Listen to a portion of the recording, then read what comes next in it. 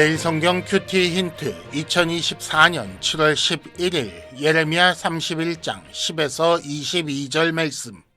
큐티 힌트는 성도 여러분의 큐티를 돕기 위한 것입니다. 성경 본문을 혼자 읽고 이해하며 묵상하고 적용할 수 있도록 배경과 내용을 설명하고 묵상과 적용을 위한 힌트를 제공합니다.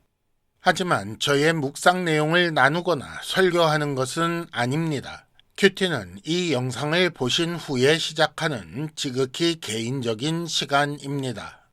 그럼 이제 본문을 함께 읽겠습니다.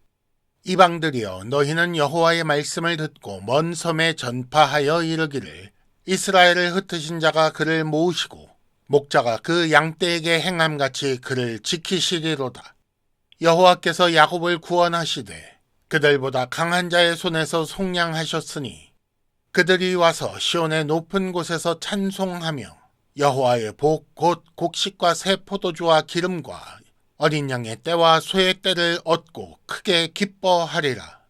그 심령은 물된 동산 같겠고 다시는 근심이 없으리로다 할지어다. 그때의 처녀는 춤추며 즐거워하겠고 청년과 노인은 함께 즐거워하리니 내가 그들의 슬픔을 돌려서 즐겁게 하며 그들을 위로하여 그들의 근심으로부터 기쁨을 얻게 할 것임이라.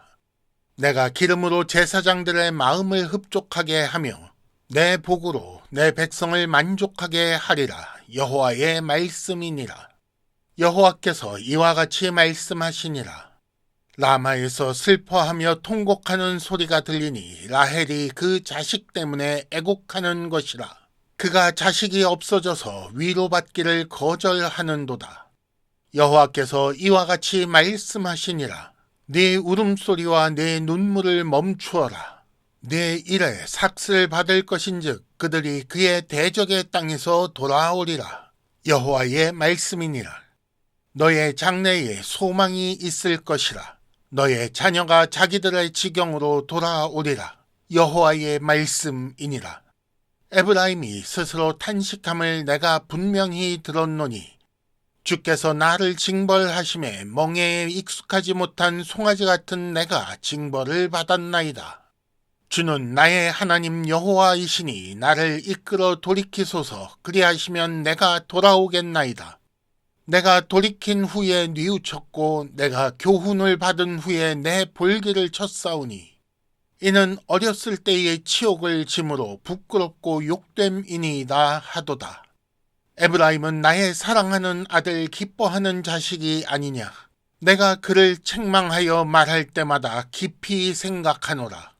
그러므로 그를 위하여 내 창자가 들끓으니 내가 반드시 그를 불쌍히 여기리라. 여호와의 말씀이니라. 처녀 이스라엘아, 너의 이정표를 세우며 너의 편말을 만들고 큰 길 곧 네가 전에 가던 길을 마음에 두라. 돌아오라. 네 성읍들로 돌아오라. 반역한 딸아, 네가 어느 때까지 방황하겠느냐. 여호와가 새 일을 세상에 창조하였나니 곧 여자가 남자를 둘러싸리라. 아멘. 오늘의 큐티 힌트 3가지입니다.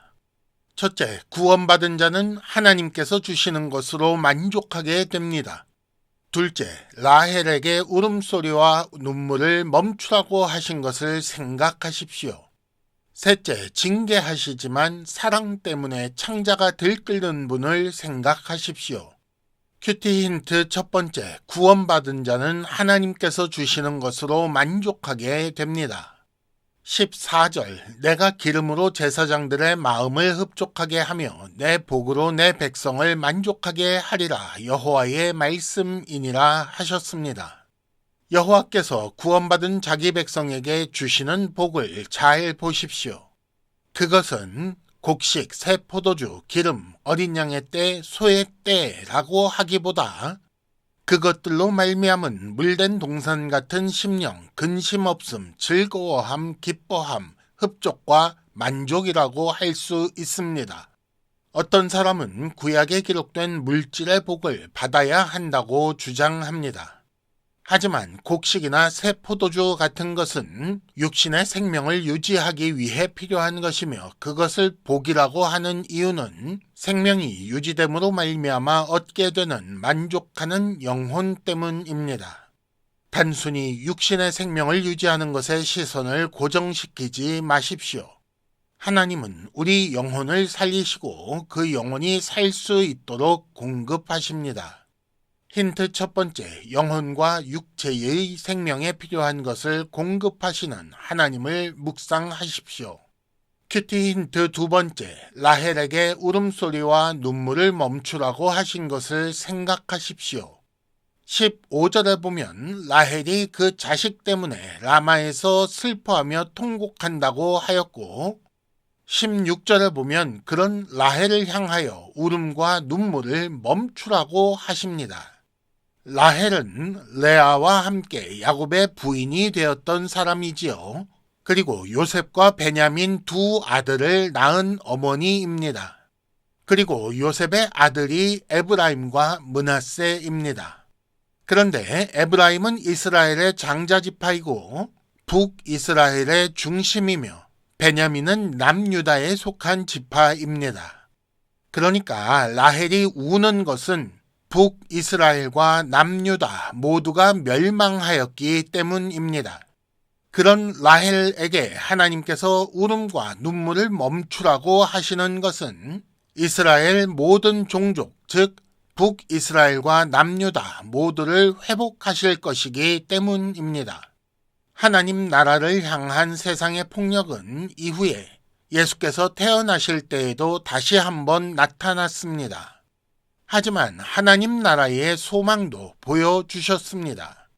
힌트 두 번째, 하나님 나라는 고난을 겪지만 절대 무너지지 않습니다. 큐티 힌트 세 번째, 징계하시지만 사랑 때문에 창자가 들끓는 분을 생각하십시오. 20절, 에브라임은 나의 사랑하는 아들이기 때문에 그를 위하여 내 창자가 들끓는다. 내가 반드시 그를 불쌍히 여길 것이다 라고 하나님이 말씀하십니다. 18절과 19절에 에브라임의 말이 나옵니다. 주께서 징벌하셨고 내가 돌이킨 후에 뉘우쳤다 라는 말이지요. 왜 하나님은 에브라임을 징벌하셨을까요?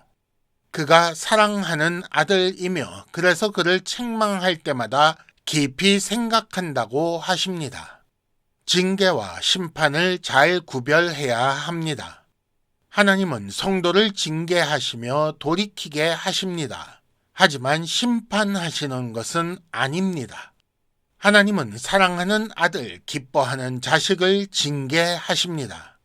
징계는 돌아오게 하시려는 것입니다.